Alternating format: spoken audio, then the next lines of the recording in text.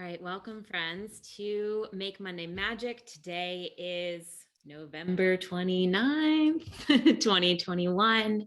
Let's take a moment to ground in. So wherever you are, however you can, allowing yourself a moment to come into your space, the space that you've created for you today. So breathing in fully, breathing out completely, letting anything that feels like a distraction fade to the background. And as you do that, connecting more deeply to your higher self, your intuition, that part of you that knows, and that part of you that knows what really is highest and best for you.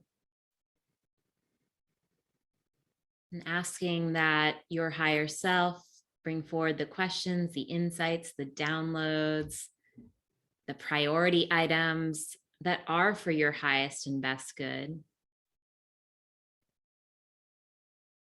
And similarly, I ask to set aside any of my own distractions to show up from a place of my higher self and bring forward the questions, the insights, the downloads, the shares that are for the highest and best good of everyone tuning into this call or to this replay. Taking another full breath in and another full breath out. And keeping the eyes closed for just another moment, using this moment to check in with how you're feeling today. So for many of us, this is the first day back after a long holiday weekend. I know that's not the case for all, but wherever you're coming from, allowing yourself to be where you're at and to acknowledge what that is. Is that tired? Is that overwhelmed? Is that excited? Is that whatever? When you feel ready, you can go ahead and open your eyes. And we're going to start today, or we're going to lean into the cards today. When I checked in, I was like, oh, is there some sort of tip or technique that I want to share? There really isn't too much. Astrologically, we have another great week that feels very dreamy, awesome week to vision, to continue to clarify what your vision, your next set of goals is. Of course, we have an eclipse at the end of the week, which can bring surprises, but this is an ending. It's the ending of one cycle and the beginning of the next. And so really my tip is to observe what comes up for you, and specifically around what might be ready to be let go. So seeing perhaps there is a new vision coming in, or a goal, or something that's materializing that perhaps has been percolating in the back of your mind, the back of your subconscious, but it's more materializing now. It also, that new vision does ask us to let go of something. That is what happens with a South Node eclipse. So I thought we could ask the cards for a little bit more guidance. Okay. So I'm pulling from Kim Krantz's The Wild Unknown Archetype deck, one of my favorite decks. Love all of her work. And the card we pulled today is the Orphan.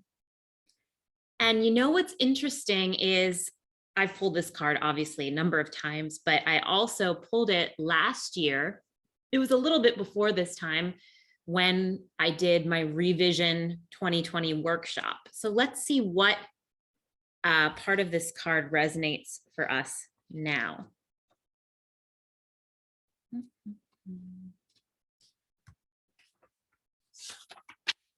Okay, the orphan, the wounded child, the abandoned, the beggar. To study the orphan is to study the deep and challenging energy of our time. We are more connected, yet face collective isolation. The refugee crisis haunts our planet. Children are separated from parents, and the earth begs for our attention. We are in a time of universal orphanage, of nature, of each other, of our own hearts.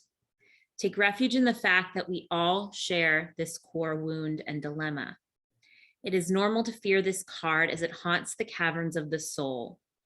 When it appears, take time, real time, to be present, to be in the presence of the feelings this card stirs in you. Let it humble you. What are you starving for? What is the deepest gift you could imagine giving to others? What has been rejected is quite possibly what is most needed. So in light, we feel deep solace, deep acceptance, and deep love. When dark, we feel distance, we hate and avoid, we try to control and limit.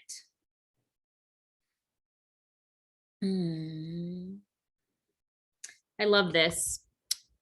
And this feels particularly like potent as we do enter this like holiday season where perhaps we are making more connections. Maybe we're not, maybe we are making more connections, maybe we're not, but it often can stir a lot of feelings within us of disconnectedness, even if we are surrounded by people, whether that's in a Zoom room or in real life.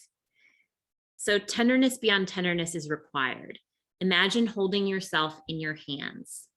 To recognize that each of us fears rejection and isolation is to take one step toward the orphan. More kindness always. Now, something that's been coming up a lot for me recently is connected to this and this idea of we're in this time of universal orphanage.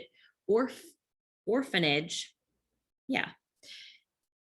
Even though we are connected through the internet, or cell phones, what have you, there is a lack of real connectedness or real true connection. And I'm not pointing to any one person, but like our social media, like scrolling, following, being able to do everything online is a gift in many ways. And also part of the shadow I think we're seeing is that feeling alone, even though, which the most lonely feeling is feeling alone, even if you're like surrounded by people or energy. And so I think this is an interesting card to come up, especially in Sag season, as this is a time of visioning and dreaming, and maybe things feeling a little bit more hopeful. That's like a theme for all of December, looking forward to the month of December. But maybe this is also a reminder that we also have to look at that shadow. Where do we not feel connected? Where do we not feel hopeful? Where do we feel isolated and alone? And to remind ourselves that we all share this core wound, the orphan core wound. And I love this question. This is one I give to a lot of my clients who are working on launching their own businesses or working on creating signature programs. What are you starving for? What is the deepest gift you could imagine giving to others? And we can use that as, what do I want to offer to the world? But also first, like, what can I also offer myself? What can I create for myself? So let's see if there's one more card. I'm feeling like there might be. If anyone live has something they want to share or say, you absolutely can unmute yourself, or if you want to just type something in the chat.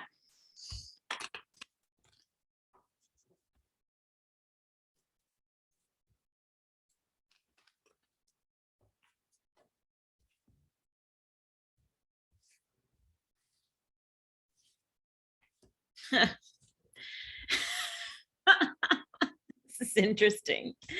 I also pulled the father, the orphan and the father.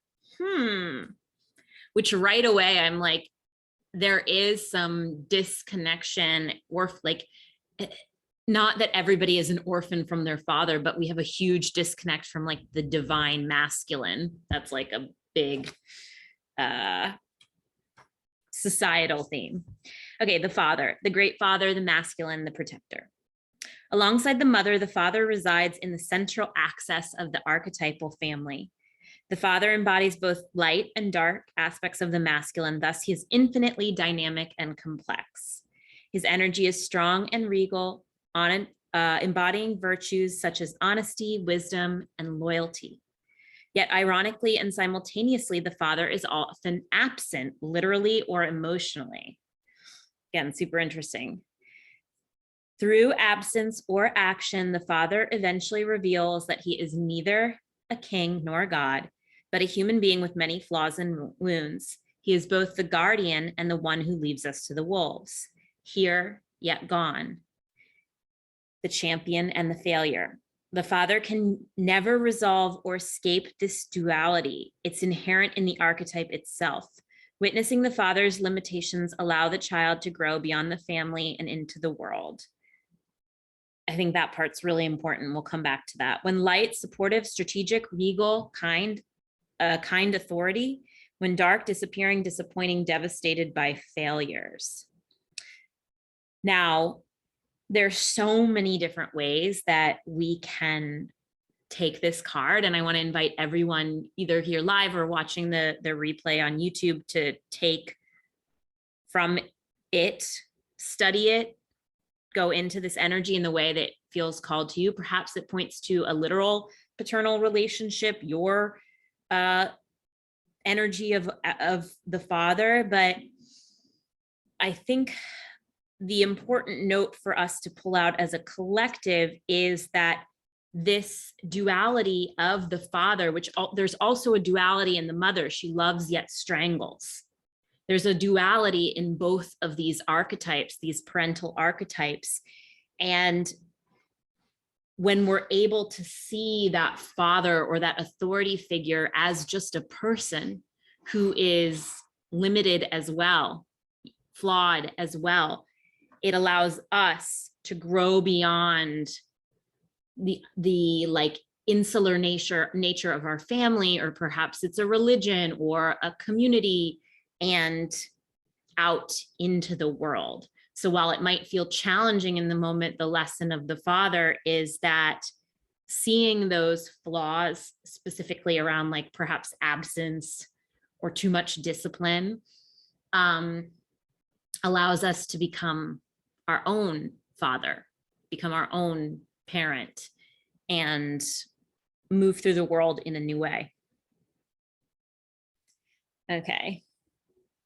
Super, super interesting. Again, would love to hear what comes up for you as you, and I'll post these on Instagram, the meaning. So if you want to like screenshot it and hold it and keep it to marinate on for the next few days, you can totally do that. So with that, let's go into our weekly setup process. If you haven't done so already, we'll take the next few minutes, maybe like 9 minutes, to brain dump whatever you have going on for the week. I always like to start with my calendar because that's where a lot of my meetings and client appointments are. But then also seeing if there's anything else that you want to focus on, that you need to give time to this week. And remember, including your personal projects as well. Like I'm taking my car in for service this week, and that goes on my list. So don't cut yourself short with those personal to-dos that do take up time. And as you're going through, asking your intuition, what is one or two priority items? What are your big rocks? What would feel, if that was the only thing that you accomplished for the week, what would make you feel really, really, really great? So I'm going to pause the recording. I did this last week just so we don't have a bunch of blank space in the middle of the recording. If you're watching this on YouTube later, just pause the video, come back when you're done. And then for my folks live, we'll reconvene in like 8 or 9 minutes or so. We'll resume the recording Obviously, if you need more time with this, take the time that you need. And if you do feel called, this was something that I was getting as I was doing my setup, to like also pull a card for myself for this spread. So if you have any cards and you'd like to take that and pull an additional card from whatever deck you have, to give this picture of the orphan and the father a more personal spin for you, I invite you to do that as well. Does anyone want to share their priority items? I have a big priority item, and it's to make some website updates. I feel like this is like always a thing. But this week feels like a good week to do it. And I will feel real awesome if I get that done by early next week.